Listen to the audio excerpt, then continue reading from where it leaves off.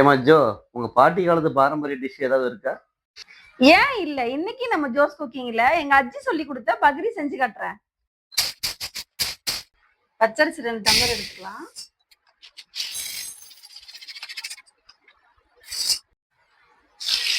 தண்ணி ஊத்தி 3 வாட்டி அரிசி கழுவி ஊற வச்சுக்கலாம். தண்ணி ஊத்தி ஒரு 2 மணி நேரம் ஊற வச்சிடலாம். 2 மணி நேரம் அரிசி ஊறிச்சு. இந்த தண்ணி வடிகட்டிட்டு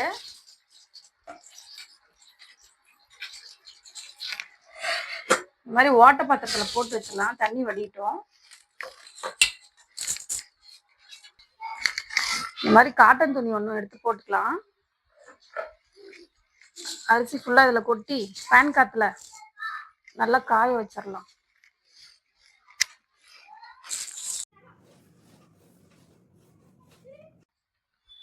மிக்ஸி ஜார்ல போட்டு நல்லா பவுடரா அரைச்சிக்கலாம்.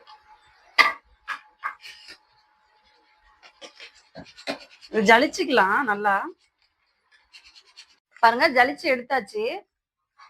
கொஞ்சம் பாருங்க குருணையா இருக்கும். இதுலயே 2 ஏலக்காய் போட்டு பவுடர் பண்ணி இதுலயே போட்டுடலாம். ஏலக்காய் பவுடர் பண்ணி இதுலயே போட்டுக்கலாம். ஒரு பாத்திரத்துல போட்டுக்கிறேன். தேங்காய், பெரிய சைஸ் தேங்காய் 1 எடுத்து துருகிக்கலாம்.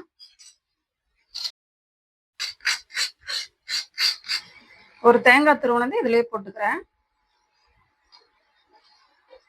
இந்த டம்ளர்ல 2 டம்ளர் அரிசி எடுத்தோம். 1.5 டம்ளர் சர்க்கரை போட்டுக்கலாம். தேங்காய் தண்ணி உடைச்சது ஊத்திக்கிறேன். கலந்துட்டு பத்தாதுக்கு தண்ணி ஊத்திக்கலாம்.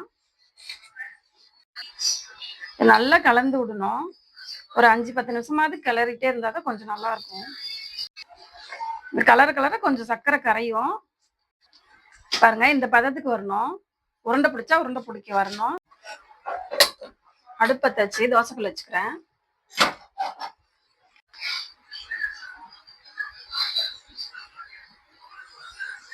கட்டி மாதிரி தோசைக்கல்ல வச்சுக்கலாம்.